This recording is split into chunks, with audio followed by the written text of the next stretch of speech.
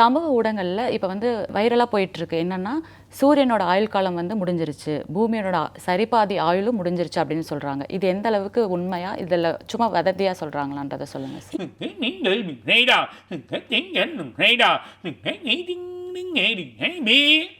பூமி உருவாகி எத்தனோ மில்லியன் வருஷம் இருக்குது. அதுக்கு முன்னாடி சூரியனோட கோள் உருவாகி எத்தனோ ஆயிரம் ஆண்டுகள் இருக்குது. அதோட வெளிச்சம் எவ்வளோ வழினா இருந்தாலும் வெளிச்சம் வந்துனே தான் இருக்குது.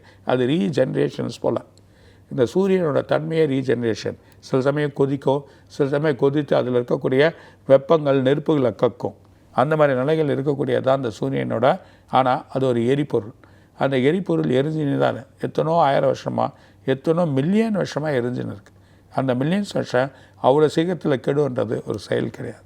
செயல் வந்து சில பாகங்கள் அங்கங்கே உதிரி திரும்ப அதே வழியில் தான் விழுமே தவிர, அது உதிர்ந்து சில இடத்துல சிதறலாம்.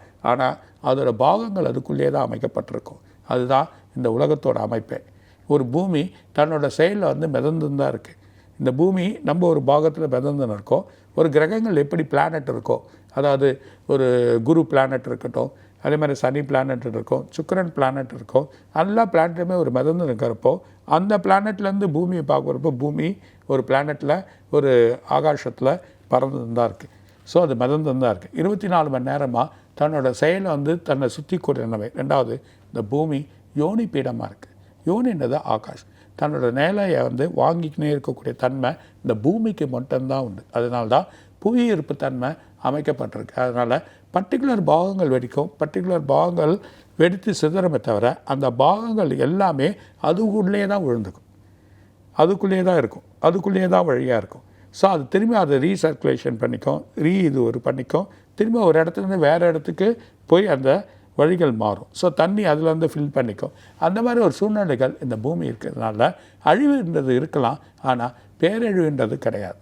அதனால் அங்கங்கே அழிவுகள் ஏற்பட்டு அந்த நிலைகள் மாறும், இல்லை அன்ஷேப்பாக மாறலாம் பூமி. ஆனால் டோட்டலாக அழிவுன்றது கிடையாது, அழிக்கவும் முடியாது பூமியை. ஆனால் ஏற்படக்கூடிய காலகட்டங்கள் சுழற்சிகள் ஸ்லோவாகலாம். சுழற்சிகள் வந்து கொஞ்சம் ஸ்லோவாகலாம். ஒரு 10 செகண்டோ 20 செகண்டோ இல்லைன்னா 1 நிமிடமோ இல்லை 3 நிமிடமோ ஒரு ஸ்லோ பண்ணிக்கக்கூடிய தன்மைகள் ஏற்படலாமே தவிர, அது பேலன்ஸ் இல்லாத ஒரு சூழ்நிலைகள் ஏற்படலாமே தவிர, இந்த பூமியிலேருந்து எந்த ஒரு பொருளும் எடுத்தோம் அந்த பொருளை தான் உருவாக்கிறோமே தவிர, புரியலனா வெளியேந்து எடுத்துகிட்டு வந்து எந்த ஒரு பொருளுமே உருவாக்க முடியாது. ஸோ அந்த தன்மை இந்த பூமிக்கு இருக்குது. அதனால் அழிவுன்றது ஓரளவுக்கு தான் தவிர பேரழிவுன்றது கிடையாது. பூமி முழுக்க அழிக்க யாராலும் முடியாது.